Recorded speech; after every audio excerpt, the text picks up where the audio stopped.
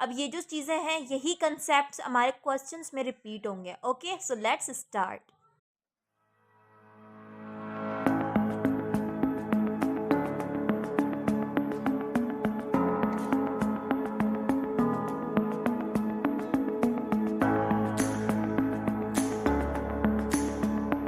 अस्सलामुअलैकुम SPSC aspirants, मैं हूं मुकद्दस अब्बासी और आज हम स्टार्ट करने वाले हैं lecture 16 that is ratio and proportion.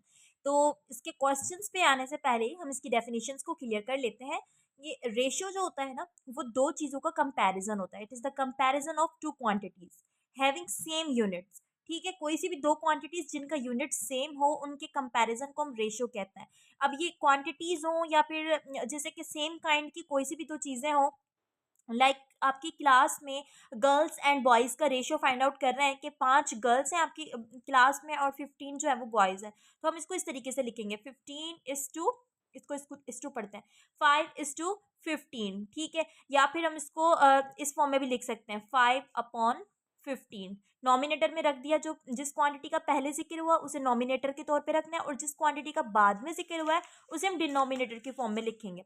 ठीक है, जो नॉमिनेटर की फॉर्म में लिखा जाता है उसे हम क्या कहते हैं, एंटीसीडेंट, और जिसको हम डिनोमिनेटर की फॉर्म में लिखेंगे उसे हम क्या कहते हैं, कंसिक्वेंट। ठीक हो गया।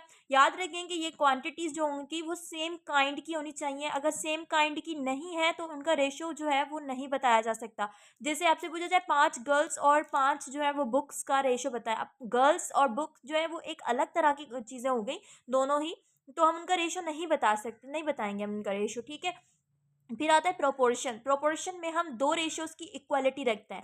ठीक है, दो रेशियोज की इक्वालिटी को हम क्या कहते हैं, प्रोपोर्शन। जैसे एक रेशियो है ए अपॉन बी, अगर वो इक्वल है सी और डी के, तो इन रेशियोज के इक्वल होने को हम कहते हैं प्रोपोर्शन। ठीक है, इस फॉर्म में भी लिख सकते हैं A is to B is equals to C is to D. अब इसमें जो लास्ट में क्वांटिटीज मेंशन की गई हैं उसे हम कहते हैं एक्सट्रीम्स, और जो बीच में है उसे हम कहते हैं मीन। ठीक है, ए एंड डी को अगर हम मल्टीप्लाई कर दें, अच्छा, एक्सट्रीम्स की जो प्रोडक्ट होती है ए मल्टीप्लाई बाय डी वो इक्वल होती है मीन की प्रोडक्ट के। Okay, A D is equals to B C. अब ये जो चीज़ें हैं यही कंसेप्ट हमारे क्वेश्चंस में रिपीट होंगे। Okay, so let's start. सबसे पहले जो क्वेश्चन है that is find the ratio 400 meter to 900 meter. सबसे पहला स्टेप, जब भी आप रेशियो फाइंड आउट करेंगे तो ये चेक करेंगे कि ये दो क्वांटिटीज जो हैं क्या ये रेशियो फाइंड करने के काबिल हैं या नहीं है, यानी इनके यूनिट्स इक्वल हैं या नहीं है। तो yes, they have equal units, same units sorry. 400 meter को हमने नॉमिनेटर के तौर पे रख दिया और 900 मीटर को हमने रख दिया डिनोमिनेटर के तौर पे। ये 0 0 से कैंसिल हो गया एंड आंसर इज 4:9, क्योंकि फर्दर हम इसको सॉल्व नहीं कर सकते। तो 4/9 की फॉर्म में भी लिख सकते हैं, 4:9 की फॉर्म में भी लिख सकते हैं। उसके बाद 30 सेकेंड एंड 2 मिनट। अब इनके जो यूनिट्स हैं वो सिमिलर नहीं है तो सिमिलर यूनिट्स बनाएंगे। ठीक है, अब जैसे मिनट्स हैं तो उनको हम सेकंड्स में कन्वर्ट कर लेंगे। नॉमिनेटर में 30 सेकंड ही रहेगा, लेकिन डिनोमिनेटर में 2 मिनट को हम 30 सेकंड्स में कन्वर्ट करने के लिए 60 से मल्टीप्लाई कर देंगे। अब ये 0 0 से कैंसिल हो गया, 3 to the 6 हो गया एंड 2 to the 4, तो ऊपर 1 बचा और डिनोमिनेटर में 4। Answer is 1:4। This is the ratio that we have obtained. अच्छा, उसके बाद है 200 रुपीज़ को 200 ग्राम से कंपेयर करना है, रेशियो इसका फाइंड आउट करना है। तो ये नहीं हो सकता, इसका रेशियो जो है वो नहीं निकल सकता क्योंकि ये अलग अलग क्वांटिटीज़ है। हम रुपीज़ को ग्राम्स में कन्वर्ट नहीं कर सकते, ना ग्राम्स को रुपीज़ में कन्वर्ट कर सकते हैं, that's why we can not find it. ठीक है, अच्छा, उसके बाद जो है that is find the ratio 5a plus 2b। जो डिनोमिनेटर गिवन है that is 5a plus 2b, denominator में हमने रखना है 4a प्लस 3b। ठीक हो गया। अच्छा, उसके बाद वैल्यूज गिवन नहीं है, हम ये कहा गया कि एक और रेशियो है a:b जो 4/5 के इक्वल है, यानी a/b जो है वो 4/5 के इक्वल है। यहाँ से हम a और b दोनों की वैल्यूज को फाइंड आउट कर सकते हैं। जैसे कि मुझे a की वैल्यू चाहिए तो b यहाँ डिवाइड हो रहा है, a के साथ यहाँ जाके मल्टीप्लाई होगा, तो a की वैल्यू कौन सी मिलेगी, 4। b जैसे यहाँ जाएगा तो 4b/5, ये आ गई a की वैल्यू। और अगर मुझे b की वैल्यू चाहिए तो b यहाँ ट्रांसफर हो जाएगा और 4/5 पूरा का पूरा यहाँ ट्रांसफर हो जाएगा। तो जब ये 4/5 यहाँ ट्रांसफर होगा तो उलट होके आएगा, यानी 5a/4 हो जाएगा। ये आ गई b की वैल्यू। अब ये a एंड b की वैल्यूज हम इसमें पुट कर देंगे, बिल्कुल ईजी क्वेश्चन है ये भी। 5 a के बजाय हमने रख दिया 4b/5। ठीक हो गया, +2, और b की जगह हमने रख दिया 5a/4, यानी जस्ट हमने वैल्यूज पुट कर दी हैं। ओके, अच्छा, उसके बाद 4 ए के जगह पर हमने रख दिया 4b/5, sorry, yes, 4b/5 plus B की वैल्यू पुट कर देंगे 3 के बाद 5a/4। अब ये जो डिनोमिनेटर है ये आपस में कैंसिल हो रहे हैं, जैसे 5 5 से कैंसिल हो गया, 4 4 से कैंसिल हो गया। ठीक है, अब सिंपली जो वैल्यूज बची हैं उनको मल्टीप्लाई करते जाएं। 5 for the 20, answer will B 20b, sorry 20, हाँ 20b। उसके बाद 5 to the 10, 10a, 4 for the 16, 16b plus 15, 5 3 the 15a। ठीक, 20 प्लस 10 हो जाएगा 30a एंड 16 प्लस 15 हो जाएगा 31। ठीक हो गया। अच्छा, ये ए यहाँ पर नहीं आएगा क्योंकि ए भी तो कैंसिल हुआ है, बी बी से कैंसिल हो गया था और ए से कैंसिल हो गया था, सॉरी। तो अब हमारे पास सॉरी, जस्ट ये दो नंबर बचे, 30:31, so it is the answer. जो है वो कुछ वर्ड प्रॉब्लम से रेशियो एंड प्रोपोर्शन से रिलेटेड, जिसमें सबसे पहले आ रहा है कि what number must be added to each term of the ratio 4:15। यानी एक रेशियो है 4/15 का, कह रहे कि इसमें कौन सा नंबर हम ऐड करें। यानी यहाँ पर भी एक नंबर ऐड हो रहा है और यहाँ पर भी वही नंबर ऐड हो रहा है, क्योंकि एक ही नंबर की बात हो रही है कि कौन सा नंबर इन दोनों में ऐड करें कि वो रेशियो किसके इक्वल हो जाए, to make it equal to 2/3, इसके इक्वल हो जाए। ठीक है, अब हमारे पास जब इक्वेशन बन गई ना, अब इसको सॉल्व करना इजी हो जाएगा। सबसे पहले हम क्या करेंगे कि 3 को यहाँ ले आएंगे और 15 + x को दूसरी साइड ले जाएंगे इक्वेशन के। ठीक है, तो 3 जैसे यहाँ ट्रांसफर हो जाएगा तो ये 3 × 4 + x हो जाएगा इज इक्वल्स टू 2 अपनी जगह पर रहा और 15 + x जो है वो यहाँ पर आ गया। ठीक हो गया। अब इन दोनों को मल्टीप्लाई कर देंगे, 3 को मल्टीप्लाई करेंगे whole equation, 3 4 the 12 plus 3x is equals to 2 15 the 30 plus 2x। ठीक हो गया। अब x को x की तरफ ले आएंगे और नंबर को नंबर की तरफ ले जाएंगे, तो 3x अपनी जगह पर रहेगा, 2x इस साइड आएगा तो ये हो जाएगा -2x is equals to 30 and ये जो 12 है यहाँ प्लस हो रहा है, इस साइड आके माइनस का हो जाएगा। 3x - 2x is equals to x and 30 - 12 is equals to 18, तो आंसर इज 18।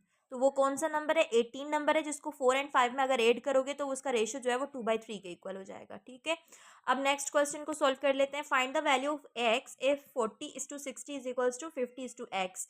यानी ये दो रेशियोज जो है वो इक्वल है, कौन कौन से, 40:60 इज इक्वल्स टू 50:x। अब ये एक प्रोपोर्शन का क्वेश्चन है, जैसे ये जो ऊपर किया था ना, ये भी एक प्रोपोर्शन का क्वेश्चन था। इसमें भी मीन एंड एक्सट्रीम को आपस में मल्टीप्लाई किया था। अब इसमें भी ऐसे ही करेंगे कि 40 को हम x से मल्टीप्लाई कर देंगे, क्योंकि एक्सट्रीम की जो प्रोडक्ट होती है वो मीन की प्रोडक्ट के इक्वल होती है, और इन दोनों को आपस में मल्टीप्लाई कर देंगे, 60 × 50। x की वैल्यू के लिए 40 इसके साथ मल्टीप्लाई हो रहा है ना x के साथ, तो यहाँ आके डिवाइड हो जाएगा, तो 60 × 50 डिवाइडेड बाय 40। ठीक हो, ठीक हो गया। 4 ये 0 0 से कैंसिल हो गया, 6 5 द 30 एंड ये 0 एक्स्ट्रा आ गया अपॉन में 4 का टेबल 30 पे 7 टाइम्स, और 2 जो बचे इसके पास वो हमने 0 को दे दिया 20 and 5 for the 20, answer is 75। Okay जी, अब नेक्स्ट क्वेश्चन को कर लेते हैं। That is if 4 7 14 are first second and fourth proportional. अब सबसे पहले हम इसकी इक्वेशन को स्टेटमेंट से बना लेते हैं। कह रहे हैं कि 4 और 7 जो है ये फर्स्ट प्रोपोर्शन आ गया, ये सेकंड प्रोपोर्शन आ गया। अब ये जो 14 है वो थर्ड प्रोपोर्शन नहीं है, ये फोर्थ प्रोपोर्शन है। फोर्थ प्रोपोर्शन को बनाने के लिए थर्ड की जगह पर हमने x लगा दिया और फोर्थ प्रोपोर्शन की जगह पर हमने 14 की वैल्यू लगा दी। ठीक हो गया।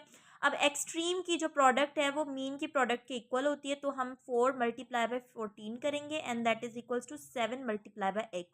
हमें x की वैल्यू चाहिए, तो 7x के साथ मल्टीप्लाई हो रहा है, यहाँ के डिवाइड हो जाएगा, तो 4 × 14 अपॉन 7, 7 का डबल 14 पे 2 times, 2 4 the 8, answer is 8।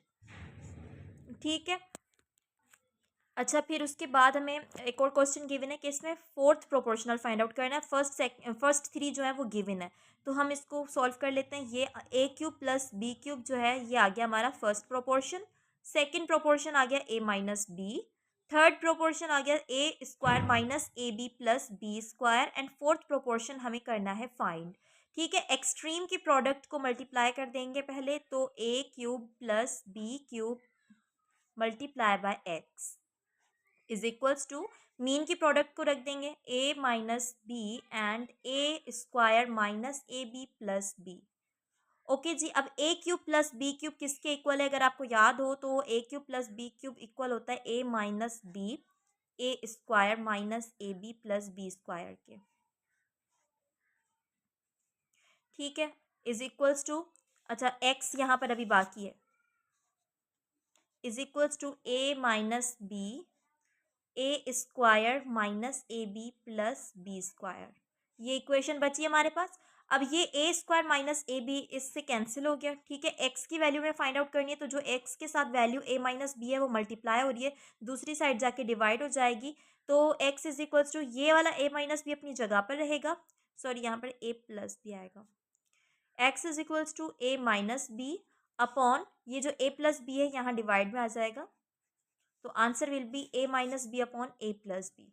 Okay जी, फिर क्वेश्चन में ना कभी कभार मीन प्रोपोर्शन भी पूछा जाता है, दो वैल्यूज गिवन होती हैं और मीन प्रोपोर्शन फाइंड आउट करना होता है। तो ऐसे क्वेश्चंस में हम क्या करेंगे, सबसे पहले X square minus Y square जो ए की वैल्यू हमें गिवन है, यानी फर्स्ट प्रोपोर्शन की वैल्यू गिवन है, उसके बाद जो दूसरी वैल्यू है ये एक्चुअली फोर्थ प्रोपोर्शनल होता है। जब भी आपको मीन प्रोपोर्शनल फाइंड आउट करना होगा ना, तो इस टू लगा के एक्स लगा दें, इज इक्वल्स टू यहाँ पर भी एक्स लगा दें, क्योंकि ये दोनों ही मीन प्रोपोर्शनल को शो कर रहे हैं। बाकी जो वैल्यू है X minus Y upon X plus Y वो हमने अपनी जगह पर रख दी। अब ये जो एक्सट्रीम्स वैल्यू है इनको आपस में मल्टीप्लाई कर देंगे और मीन वैल्यूज को आपस में मल्टीप्लाई कर देंगे, तो X square minus Y square will be multiplied with X minus Y upon X plus Y, and then it will be equal to X square. ठीक हो गया। अब X square minus Y square पे कौन सा फॉर्मूला लगेगा? A square minus B square वाला formula, यानी that is equals to A plus B and A minus B.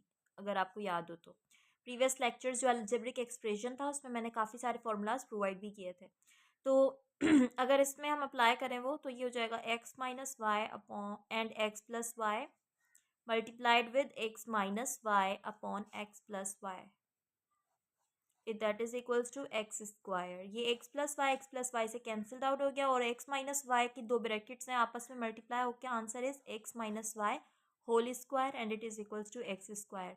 अब हमें एक स्क्वायर को कैंसिल करना है, तो दोनों साइड हम अंडर रूट अप्लाई करेंगे, तो ये रूट जो है वो स्क्वायर से कैंसिल्ड आउट होकर आंसर आ जाएगा X minus Y is equals to X. तो एक्स की वैल्यू क्या आ गई? X minus Y. यहाँ पर हमें जो है वो पूछा जा रहा है कि ए की वैल्यू फाइंड आउट करें, जबकि ये तीनों वैल्यूज जो है वो कंटिन्यूड प्रोपोर्शन में है। जब भी एक कंटिन्यूड प्रोपोर्शन का नाम आ जाए ना, तो आपको हमेशा तीन वैल्यूज गिवन होंगी, और तीन वैल्यूज गिवन जो होंगी वो जो बीच वाली वैल्यू है वो मीन प्रोपोर्शन की होगी और ये जो है वो एक्सट्रीम प्रोपोर्शन होंगे। ठीक है, तो हमने 7 को एक्सट्रीम की जगह पर रखा, ए माइनस 3 को मीन की जगह पर रख दिया। जब एक मीन ये है तो दूसरा मीन भी एग्जैक्टली यही होगा, and it will be equal to 28, so ratio 28। अच्छा, अब क्या करेंगे, एक्सट्रीम वैल्यू को आपस में मल्टीप्लाई कर देंगे, 7 multiply by 28 and mean values को आपस में मल्टीप्लाई कर दिया, तो ए माइनस 3 मल्टीप्लाई करोगे ए माइनस 3 से तो होल स्क्वायर आंसर आएगा। अब हम ए की वैल्यू फाइंड आउट करने के लिए इन दोनों को मल्टीप्लाई कर देंगे, answer will be 196 is equals to A minus 3 whole square. ये जो स्क्वायर है इसको अगर हम यहाँ ट्रांसफर करना चाहें, वैसे ट्रांसफर नहीं, हम दोनों साइड जो है ना रूट अप्लाई करते हैं, तो वो जो चलो मैं कर लेती हूँ, दोनों साइड हम रूट अप्लाई कर लेंगे तो ये स्क्वायर खत्म हो जाएगा और ये अंडर रूट 196 को सॉल्व करेंगे तो 14 आंसर आएगा। 14 जो है 14 को 14 से मल्टीप्लाई करेंगे 196 आंसर आता है। ठीक है, यहाँ पर क्या चीज़ बची? A minus 3। अब ये माइनस 3 यहाँ ट्रांसफर हो जाएगा, that is 14 plus 3 is equals to A. 14 plus 3 will be equal to 17 and यहाँ पर ए की वैल्यू हमारे पास आ गई। लास्ट में ना इसके थ्योरम्स को भी देख लेना है। थ्योरम ऑफ इन्वर्टेंडो, अब ये जो इन्वर्टेंडो थ्योरम है इसके अकॉर्डिंग ए अपॉन बी अगर सी अपॉन डी के इक्वल है, तो फिर इस थ्योरम के अकॉर्डिंगली बी अपॉन ए जो है, यानी इसका रिवर्स कर दिया हमने, it will be equal to D upon C. ठीक है, ये थ्योरम्स जो है ना इसमें से जो क्वेश्चन बनते हैं वो प्रूव करने वाले क्वेश्चन होते हैं, जो कि एसएसटी के टेस्ट में तो आना मुश्किल है, लेकिन आप थ्योरम को देख लेना कि ये थ्योरम कहता क्या है। ऐसा हो कि हमें कभी वैल्यूज गिवन हो, जैसे कि लेट्स सपोज कि हमारे पास वैल्यू है 3/4 इज इक्वल्स टू 4/5। अब इनको यहाँ पर हमें कहा जाए कि इन्वर्टेंडो का थ्योरम अप्लाई करें, तो हम कैसे अप्लाई करेंगे? बस इनको अल्टरनेट फॉर्म में ले आएंगे। 4/3 विल बी इक्वल टू 5/4। तो आपको बस थ्योरम अप्लाई करना आता हो और थ्योरम अप्लाई करने के लिए थ्योरम समझ में आ जाए। अब ये है अल्टरनेडो थ्योरम। थ्योरम अल्टरनेडो के अकॉर्डिंगली अगर रेशियो A/B बराबर है C/D के, तो फिर A/C will be equal to B/D। यानी ये जो इसके एक्सट्रीम और मीन वैल्यू है A/C, वो इक्वल हो जाएगी B/D के। इस हिसाब से कंपोनेंडो एंड डिवाइडेंडो को भी आप देख लीजिएगा, ये इसकी 2 डिफरेंट फॉर्म्स हैं। ये बस थ्योरम्स आप याद कर लेना और वैल्यू पुट करनी आनी चाहिए। तो यहाँ पर ये लेक्चर एंड हो जाता है। बाकी हमारे पास 4 लेक्चर्स रह गए। इंशाल्लाह उनको भी बहुत जल्द कवर कर लेंगे और फिर हम इंशाल्लाह इंपॉर्टेंट MCQs को भी टच कर लेंगे। तो see you in the next lecture. अल्लाह हाफिज़।